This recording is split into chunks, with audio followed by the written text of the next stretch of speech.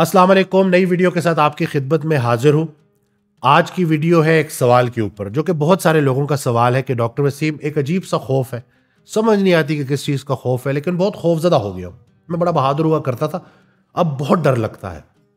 تو خوف کے متعلق رسول اللہ صلی اللہ علیہ وآلہ وسلم کی ایک بڑی پیاری حدیث ہے جس کا مفہوم ہے کہ اللہ تعالیٰ نے کسی بھی انسان کے لیے دونوں جگہوں پہ خوف نہیں رکھے، یعنی کہ اس دنیا میں بھی اور آخرت میں بھی۔ سمجھنے والی بات یہ ہے کہ جو انسان یہ زندگی اللہ کے خوف کے ساتھ گزارے گا، اللہ سے ڈرے گا، اس کو آخرت کے دن کوئی خوف نہیں ہوگا، اور جو یہ زندگی اللہ کے خوف کے بغیر گزارے گا اس کو آخرت کے دن بڑا خوف ہوگا۔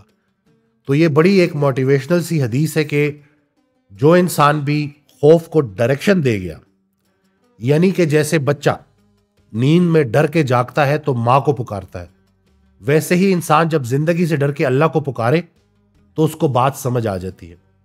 اللہ کے ڈر کی ایک بہت پیاری بات یہ ہے کہ اللہ کا خوف جو ہے نا، وہ آہستہ آہستہ اللہ کا شوق پیدا کرتا ہے، اور جب اللہ کا شوق پیدا ہو جائے تو وہی انسان جو ڈر رہا ہوتا ہے وہ حاصل کو محرومی سمجھنے لگتا ہے، اور محرومیوں میں حاصل کو تلاش کرنے لگتا ہے، حاضر کو غائب سمجھنے لگتا ہے اور غائب کو حاضر سمجھنے لگتا ہے۔ یہ واردات جب انسان پہ ہوتی ہے اور جب اللہ اپنے راستے پہ انسان کو لے کے چلتا ہے تو سٹارٹ میں تو بڑی دشواری آتی ہے، لیکن آہستہ آہستہ چونکہ اللہ بھی ساتھ ساتھ آپ کے چلتا ہے، آپ کے قریب ہوتا ہے، تو وہ مشکلات پھر انسان کے اوپر بھاری نہیں ہوتی۔ قرآن کی ایک آیت ہے جس کا مفہوم ہے کہ قیامت والے دن، آخرت والے دن لوگ پوچھیں گے ایک دوسرے سے کہ تم کتنا عرصہ دنیا میں رہے تھے؟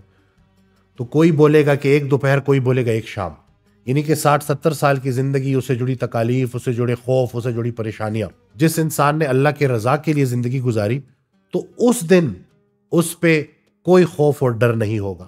تو چھوٹے ڈر کو بڑا ڈر ختم کرتا ہے، اور کسی بھی انسان کے لیے، مسلمان کے لیے سب سے بڑا ڈر یہ ہے کہ اللہ ناراض نہ ہو جائے۔ اور حضرت واصف علی واصف رحمۃ اللہ علیہ کی بڑی پیاری ایک بات کہ انسان کا جو دل ہے نا وہ آنکھ میں آ جاتا ہے، اور جب دل آنکھ میں آ جائے نا تو دل میں بھی آنکھ پیدا کر دی جاتی ہے۔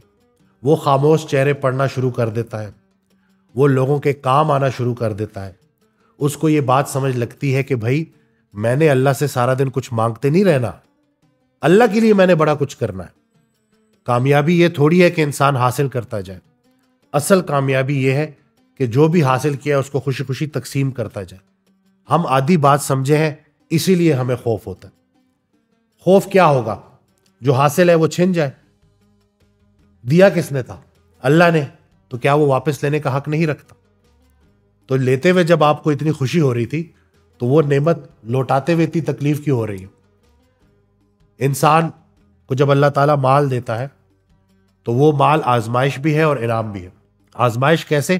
کہ اگر وہ اس کو جمع کرنا شروع کر دے، خیال کا فرق ہے نا، فوکس چینج ہے انسان کا۔ اگر فوکس دنیا ہے تو ظاہر سی بات ہے جب بھی وہ خرچ کرے گا اس کو تکلیف ہوگی، لیکن اگر فوکس آخرت ہے تو جب بھی وہ خرچ کرے گا تو وہ اس نیت سے خرچ کرے گا کہ اللہ نے جو مال مجھے دیا تھا اس کو میں خالصتاً اللہ کی رضا کے لیے خرچ کر رہا ہوں، اور جیسے اس نے پہلے دیتے ہوئے کوئی کمی نہیں کی تو اب خرچ کرنے کے بعد وہ کیا کمی کرے گا۔ تو انہی چیزوں کو اگر ہم پریکٹس کرنا شروع کر دینا تو یہ خوف آہستہ آہستہ شوق کی شکل اختیار کر لیتا ہے۔